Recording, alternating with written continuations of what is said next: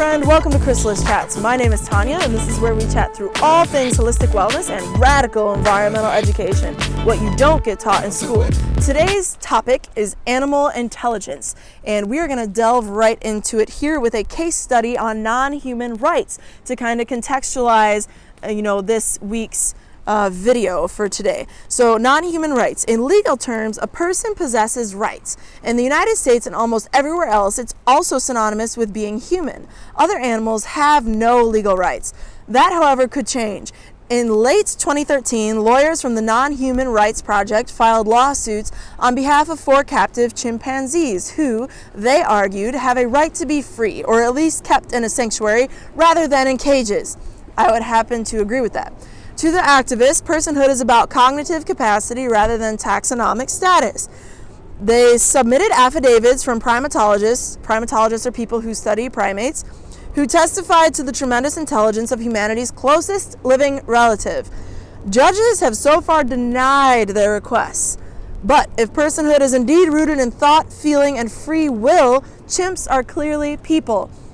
And I wanted to start off with that in this day's video because, it really goes to show that we have these animal relatives who are so close to us genetically, and they even look like us, right? Chimpanzees in this example, but they're not being recognized as having any sort of rights. So what does that say about us as a collective, and what does that say about us as individuals if we can't recognize that this being is so closely related to us and that they have feelings and emotions, just like us, complex internal and external worlds, but yet we don't recognize them as having the ability to feel or the right to be protected from their habitat being stripped away from them, from illegal poaching that might not even be illegal in certain parts of the world, right? So that's really the point of starting off the video with that case study and that example for you here. And let's see, where should we continue in this? We're going to continue with another case study of elephants. Elephants are such incredible beings. You might have noticed in last week's video theme, I had essential oils and I had this awesome little calcite elephant structure. What is that called? A statue? Just because I love elephants so much. I really feel like they're incredibly wise beings who we can learn so much from. And really just they help us connect with the energy of this planet and the sacred nature of it. But with this case study, no further ado here, elephant innovation. When an Asian elephant named Kandula stepped on a plastic cube in order to reach food suspended just out of reach, it was clear evidence of insight. He hadn't been trained, nor had he seen anybody else do this. When the cube was gone, he stacked similar objects on which to stand. Kandula understood the physical principles involved. Previous experiments with other elephants had failed to find such insight. Rather than a stool, researchers provided sticks the elephants might grasp with their trunks and use to pull food down. This seemed logical to us, but elephants also rely on their trunks for touch and smell. Picking up a stick would interfere with that. The test just didn't seem to make sense to them.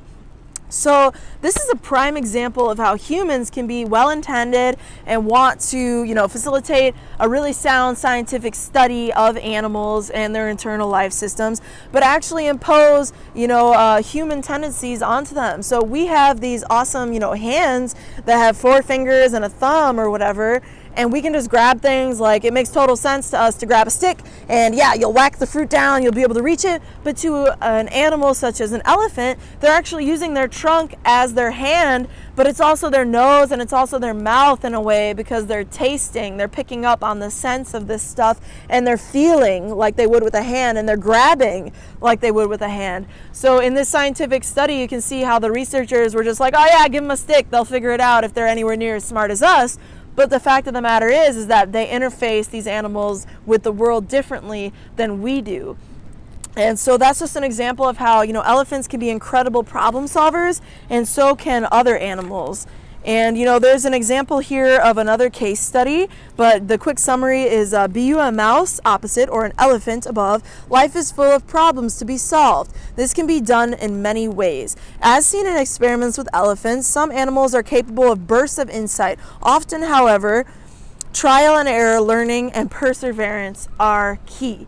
So this is a grounding statement to help us understand that animals aren't just inherently intelligent. They're not just like bouncing out of their womb or their eggshell or whatever the case may be, like, oh, hey, I know how to interface with all this. I know how to work with the world and solve all these problems. No, just like us, just like you and me, they solve through problems, okay, in their everyday lives. They figure it out. They have to persevere. I personally live by a statement that persistence is synonymous with success, because I really believe that that's true. You would just not believe the amount of technological challenges I've had even in just setting up this video that you're seeing here, okay? But I'm persevering and you're seeing it, aren't you? So that says something about the success of just getting this video out to you, okay? But similarly, to us, animals, when they encounter a challenge, they don't just necessarily run away and try to find a better solution. That might not be available to them anyway, right? They actually figure it out. They push forward and they solve things. They use their brains and their faculties and their senses to develop a solution. And that, my friend, is a form of intelligence, okay? So this has been a video all about animal intelligence. I do hope you enjoyed it. You can find Chrysalis Chats on Facebook and Instagram. Be sure you've subscribed to this channel and added us as a friend and followed us on those channels I just mentioned. Make sure you like this video. If you enjoyed it, just go ahead and put a comment down below and let us know, because this is day 2 of the 7-day vegan challenge, day 2, okay? So let us know how that's going for you. I know that it's made a powerful impact in my life, and that some people have challenges when they're first experiencing it, but oftentimes they feel the benefits almost instantly. So do let us know how that's going. We are here as a support system for you in that process. And yeah, just tell us about your experience and what you found inspiring about this video. Maybe you have a really cool story of a time when you just really understood that animals are intelligent, okay? We would love to hear that. So be sure to post below. And thank you to everybody who's been following Chrysalis Chats on the Instagram and adding us as a friend on Facebook and commenting and liking these videos. I just want to quickly say thank you. No matter if you are a tiny little caterpillar or a full-fledged butterfly, your metamorphosis is beautiful, and may it produce something just as beautiful as the process for you, okay? I appreciate you. You are part of the solution and not the problem. You, my friend, have a great day.